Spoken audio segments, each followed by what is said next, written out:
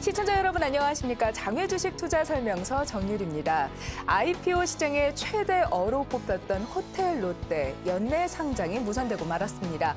그동안 장외 시장에 집중됐던 관심들을 이제는 좀 그 관심의 크기가 작아지는 것 아니냐는 우려도 있는 동시에 오히려 하반기에 상장을 앞두고 있는 기업들에게 더 좋은 기회가 될 수 있다라는 엇갈리는 시선들이 존재하는데요. 자, 과연 여러분들은 장외주식 시장 어떻게 투자하실 계획인가요? 혹시 혼자 알아보시면서 궁금한 부분 또 답답했던 부분 있지 않으실까요? 그런 부분 저희와 함께하면서 해결해 보시면 좋을 것 같습니다. 자, 오늘도 멋지게 좋은 시간 꾸며주실 두 분 소개해드리겠습니다. 시온투자자문 장혜동 대표 그리고 김혜동 대표님, 장영천 과장님 모셨습니다. 안녕하세요.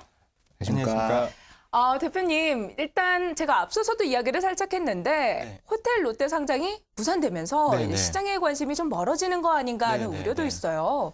이 부분은 어떻게 보시나요? 우선은 되게 관심이 있었던 부분이 좀 철회가 됐으니까 그 부분에 대해서는 사람들이 좀 많이 그러면 실망을 하셨을 것 같은데 우리는 어차피 삼성바이오나 어떤 셀트리온 헬스케어나 여러 종목들이 있기 때문에 더 기대감을 가지고 계속 공부해야 될 것 같습니다.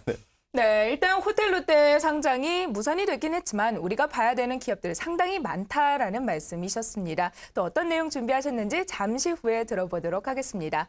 과장님은 어떻게 한 주 보내셨는지 궁금해요.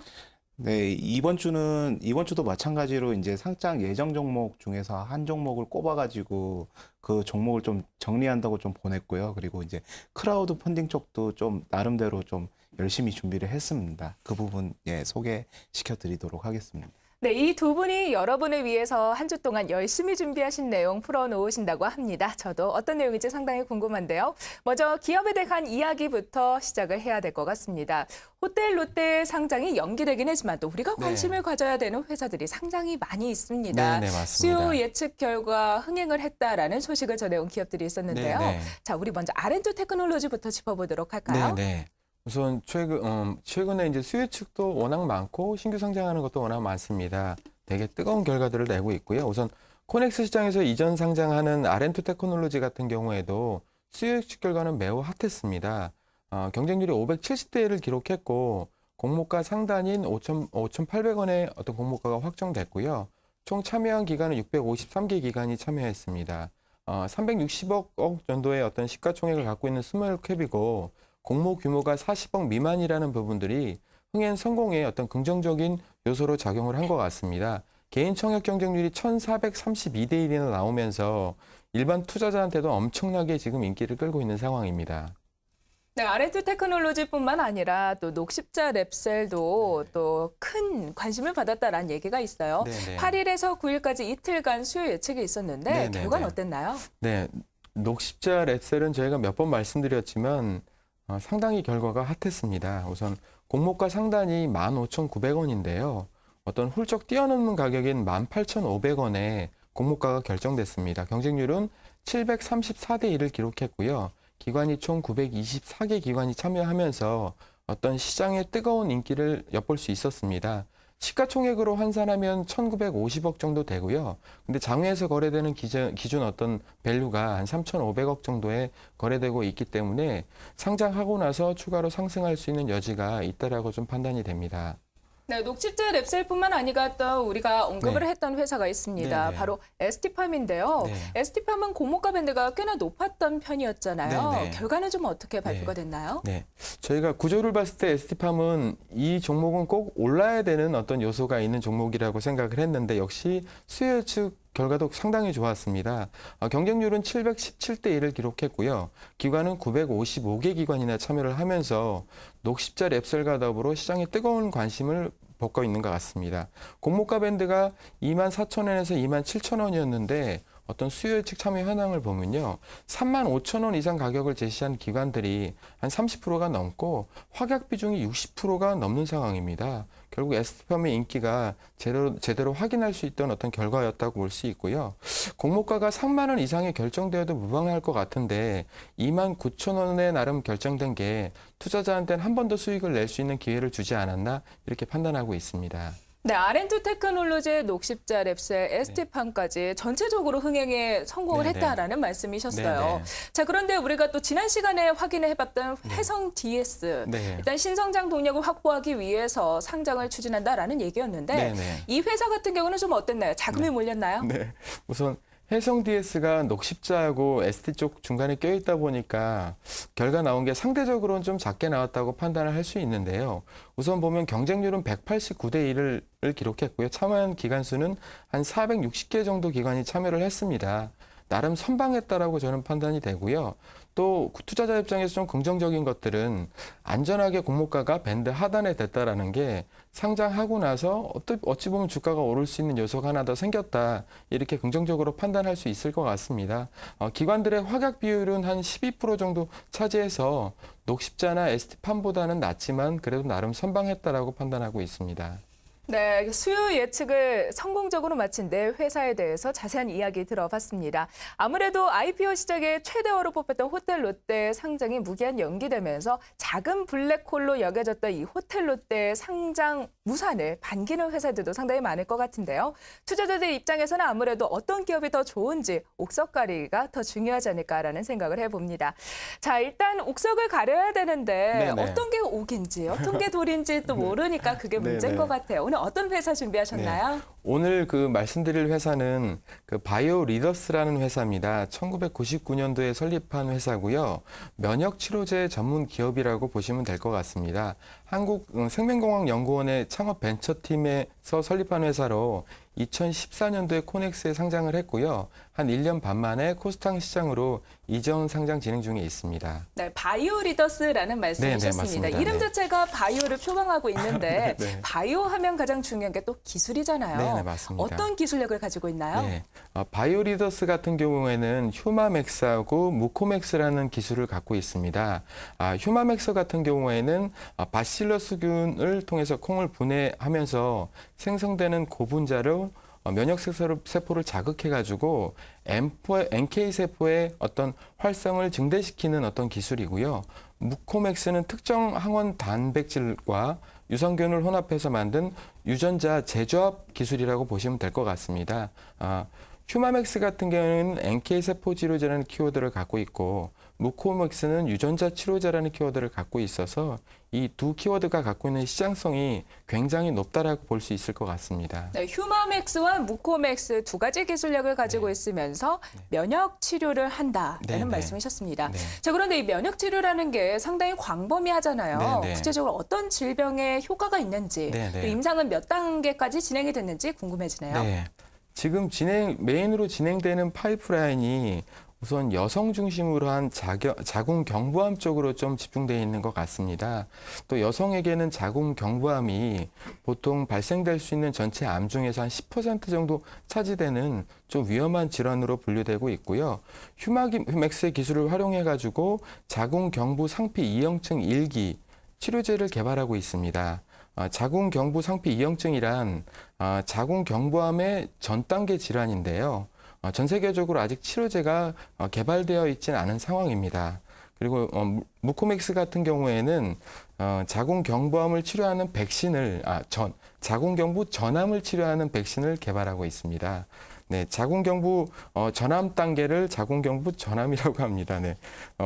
올해 3월에 임상 2상 B단계를 통과했고요. 아까 말씀드린 휴마맥스 같은 경우에는 올해 2월에 임상 2상 B단계를 통과한 상태입니다. 그러니까 자궁 경부암에 이르기 바로 전 단계의 네네네네. 치료제다라는 네, 말씀이신 것 같아요. 맞습니다. 자, 임상 2상을 진행 중인 거는 좀 완료를 했다라는 네네, 말씀이셨는데 맞습니다. 아무래도 이 바이오 회사다 보니까 네네. 기술을 수출하는 게 중요할 것 같아요. 네네. 좀 향후 계획은 어떻게 있나요? 네, 지금 기술 수출 관련해서는 바이오리더스가 좀 많이 성공을 했습니다. 아까 자궁 경부 상피 2형증 1기 치료제 같은 경우에는 2013년도에 국내 시장을 대상으로 해서 녹십자한테 기술 수출을 완료했고요. 해외 쪽은 지금 여러 기업들과 협의 중인 걸로 알고 있습니다. 또 자궁 경부 전암 같은 경우에는 2012년도에 일본하고 미국하고 영국하고 중국 시장을 대상으로 해서 앙제 MZ사의 기술 수출을 이미 완료를 했습니다. 또 올해 4월에 제일약품 쪽으로 해서 국내 시장은 기술 수출 계약이 완료된 것으로 알고 있습니다. 어떤 임상 3상을 통과하고 또 시판 허가가 나면 중간중간 어떤 마일스톤이 들어올 예정이고요. 또 본격적인 판매가 일어나면 어떤 로열티 수익이 기대되고 있습니다. 다른 회사 같은 경우는 기술을 만들어서 그 이후에 수출을 하는데 이미 네네. 수출 계약이 완료됐다라는 말씀이시네요. 네, 맞습니다. 그럼 네. 좀 연구에 더 집중할 수 있을 것 같다라는 맞습니다. 생각이 드는데 문제는 가격일 것 같습니다. 네네. 가격대는 어떻게 형성돼 있나요? 네, 바이오리더스 같은 경우에는 가격대가 지금 밴드가가 좀 폭이 어떻게 넓습니다. 11,000원에서 15,000원 사이의 어떤 밴드가고요. 시가총액으로 보면 한 1,400억 정도에서 1,900억으로 평가되고 있습니다.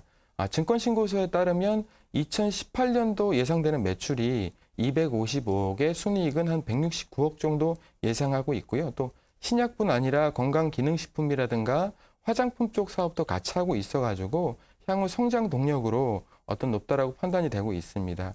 공모주 시장에서 바이오 기업의 어떤 불패 신화가 계속 이어지고 있는데요. 좀 바이오 리더스가 이름에 걸맞게 그런 결과를 계속 이어갈지 기추가 좀 주목되고 있습니다.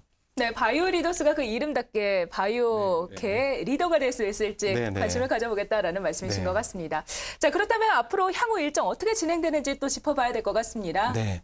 6월 22일하고 6월 23일에 수요 예측이 있습니다. 또 6월 27일하고 28일에 공모청약이 있고요. 주관사는 키움증권입니다. 네, 공모 일정 그리고 청약 일정 말씀을 해주셨습니다. 바이오 리더스 일단 기술 수출을 완료했기 때문에 조금 더 기술력에 집중할 수 있다라는 메리트가 있고요. 또 자궁경부암 전암 단계에서 치료제가 아직 없는 시장이기 때문에 무궁무진한 가능성을 가지고 있다라는 말씀이셨습니다. 자세한 내용 참고해 주시기 바랍니다. 자, 이어서 과장님은 어떤 기업 준비하셨는지 바로 들어보도록 하겠습니다. 네, 제가 오늘 소개해드릴 기업은 PNC 테크라는 기업입니다. PNC 테크는 송배전 설비의 장치를 만드는 기업입니다. 1999년에 설립됐고 2003년에 한국전력으로부터 유망 벤처 기업으로 선정된 바 있습니다. 그리고 2004년에는 광명전기에 인수됐습니다. 네, 송배전 설비라고 한다면 우리가 좀 일상적으로 접하지는 않다 보니까 도대체 어떤 회사인지 궁금해지는데 네. 실적은 잘 나오고 있나요? 네. 일단 지금 최근 3년간 성장성은 매우 높은 상태고요. 2013년도에는 120억 원에 불과했던 매출액이 작년에는 240억 원으로 약 2배 가까이 증가했습니다. 이익도 여기에 맞춰서 발맞춰서 증가하고 있는 추세고요. 네, 하지만 이제 올해는 실적이 좀 감소했습니다. 2016년 1분기 매출액이 44억 원으로 전년 동기 대비 43% 하락한 상태입니다. 제가 지금 이 기업 좀 찾아보니까 2015년 1분기 매출액이 78억 원이었는데 44억 원으로 줄었다는 네. 거는 상당히 많이 줄어든 것 같아요. 네네. 갑자기 이렇게 실적이 줄어들었다라는 건 우리가 성장성에 의심을 좀 가져볼 만한 부분이 아닐까 하는 생각을 갖는데요. 네. 왜 갑자기 이렇게 실적이 줄었을까요? 네, 일단은 한전과 발전 회사들의 송배선 설비 투자가 좀 정체됐기 때문인데요. 일단 송배선 설비 투자 추이를 살펴보면은 2013년도에 4조 3천억 원이었는데 작년에 5조 7천억 원으로 좀 증가했었습니다. 하지만 올해는 5조 9천억 원으로 정체됐고 그리고 내년에는 5조 1천억 원으로 좀 감소할 것이라는 전망이 있습니다. 네, 다시 말해서 한국전력과 유사한 밀접한 관계를 맺고 있다라는 말씀이신 것 네네. 같습니다. 한국전력의 송배전 설비 투자가 주춤하니까 실적도 줄어들었다라는 네. 말씀이신데, 자, 그렇다면 이 부분은 앞으로 좀 성장하는데 네. 걸림돌이 되지 않을까요? 네, 맞습니다. 일단 한전과 그 발전 자회사들의 어떤 송배전 설비 투자에 따라서 이 PNC 테크의 실적도 영향을 받고 있는 게 사실이고요.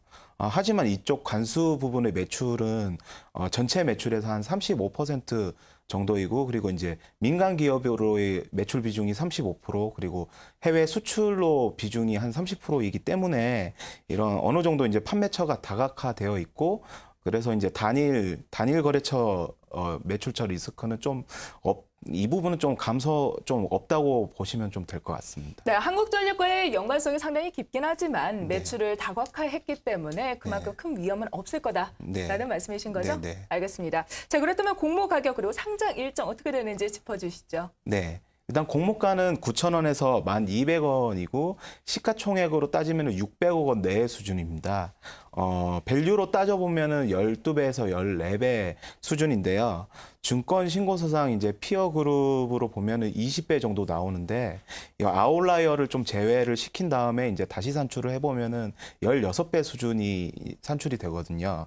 근데 동사인 이제 모회사인 강명전기 역시 이제 16배 수준으로 이제 시장에서 평가를 받고 있기 때문에 16배를 적정 밸류로 만약에 이 생각한다면은 공모가 하단 수준에서 공모가가 이제 결정이 된다면은 어느 정도 이제 안전하게 수익을 낼 수 있지 않을까라고 생각을 하고 있습니다.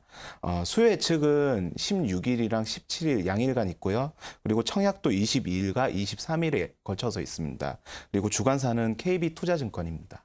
네, 상장 예정 종목 두 가지에 대해서 확인을 해봤습니다. 바이오 리더스 그리고 PNC테크였는데요. 자세한 내용 짚어드렸고요. 저희는 IPO 일정 확인한 이후에 크라우드 펀딩 통해서 다시 찾아오도록 하겠습니다.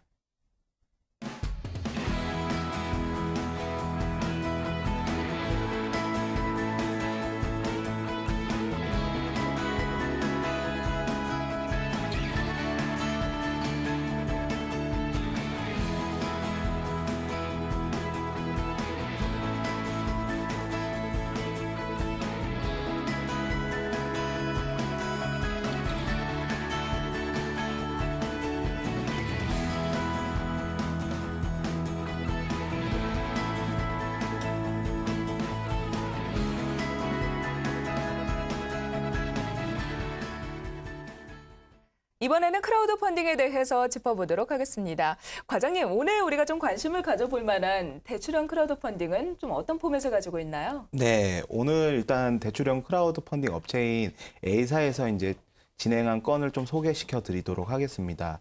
A사에서는 최근 분양 대행 보증금을 담보로 한 대출 펀딩 건을 진행했었습니다. 총 1억 8천만 원을 모집을 했었고요. 61명이 대출 펀딩에 투자했었습니다. 투자 수익률은 연 16%였으며 이제 투자 기간은 9개월이었습니다. 분양 대행에 따른 보증금을 담보로 네. 대출을 했다라는 말씀이시죠? 네네. 지금까지 우리가 확인해봤던 이 대출형 펀딩은 좀 회사라거나 땅이라거나 이런 거를 좀 담보로 네. 설정을 했는데 네. 보증금을 담보로 했다는 부분이 상당히 좀 특이한 것 같아요. 예, 좀 특이한데 이게 이제 그만큼 이제 틈새 주택을 이용해서 이제 펀딩을 했다는 것이 이번 펀딩 건의 어떤 화제라고 좀 볼 수 있고요. 이런 펀딩을 진행한다는 것이 A사 입장에서는 나름대로 이제 경쟁력이 있다라고 좀 판단이 되는 부분도 좀 있습니다. 그래서 이 상품을 좀 준비를 했고요. 이 상품은 2시간이라는 굉장히 빠른 시간 안에 펀딩이 마감됐었습니다. 분양 대행을 하는 사업체가 대출 펀딩을 신청한 건이었는데요. 최근 대기업에 해당되는 대형 시행사로부터 이 사업체는 오피스텔 분양권을 따냈습니다. 하지만 분양 대행을 하려면은 이제 시행사에게 대행을 한다는 일종의 약속이죠. 그러한 약속으로서 공탁금을 걸어야 되는데요. 그 공탁금이 필요해서 대출 펀딩을 신청했습니다.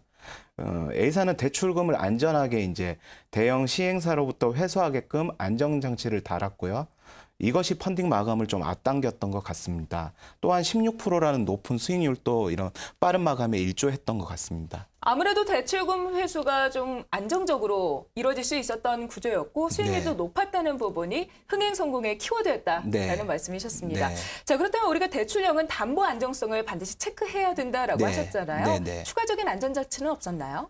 네, A사는 원래 이제 주식을 담보로 대출을 펀딩하는 업체이기 때문에 펀딩 신청한 사업체의 주식 100%를 담보로 설정했었습니다. 공탁금의 설정과 더불어서 지분까지 담보로 획득했던 것이었는데요.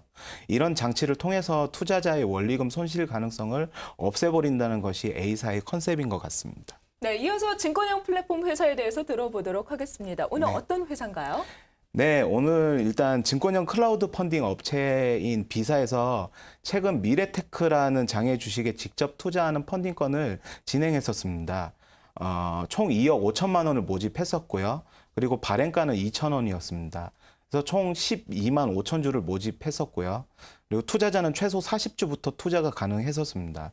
총 40명이 참여를 했었고 모집 금액은 2억 5천만 원이었지만 이를 살짝 초과한 금액에 펀딩이 마감됐습니다. 네, 그렇다면 미래테크 어떤 회사인지 짧게 한 말씀 들어보도록 하겠습니다. 네, 미래테크는 소형 풍력 발전기를 이용한 스마트 가로등을 개발한 회사입니다. 지자체하고 공공기관에서 신재생 에너지 보급을 활성화시키면서 시장이 커지고 있는 추세인데요. 2020년에는 이런 LED 조명 시장 규모가 국내에 약 15조 원으로 이제 형성될 것이라고 추정되고 있습니다. 미래테크의 제품은 사중 안전장치를 통해서 돌풍이나 태풍으로부터 안전하다고 하는데요. 현재 공공, 민간, 그다음 이제 국내, 해외 가릴 거 없이 많은 고객으로부터 인정받고 있다고 합니다. 그리고 실제로 4개국에 수출도 했고요. 현재는 조달청과 약 한 34억 원 정도 공급 계약도 맺은 상태입니다. 네, 오늘 정말 시간 내에서 대출형과 주식형 크라우드 펀딩까지 콕콕 눌러 담아서 전해드렸습니다. 자, 아무래도 상반기가 끝나가는 이 시점에 우리가 관심을 가져야 되는 것은 하반기가 아닐까 싶습니다. 하반기에 상장 예정돼 있는 종목들 상당히 많은데요. 앞서 전해드렸지만 옥석 가리기가 반드시 필요합니다. 저희가 여러분과 함께 할 테니까요. 다음 주도 저희와 함께 하시면서 다양한 정보 얻어가시는 건 어떨까요? 오늘 저희가 준비한 내용은 여기까지입니다. 저희는 다음 주 수요일에 다시 찾아뵙도록 하겠습니다. 함께해 주신 여러분 고맙습니다.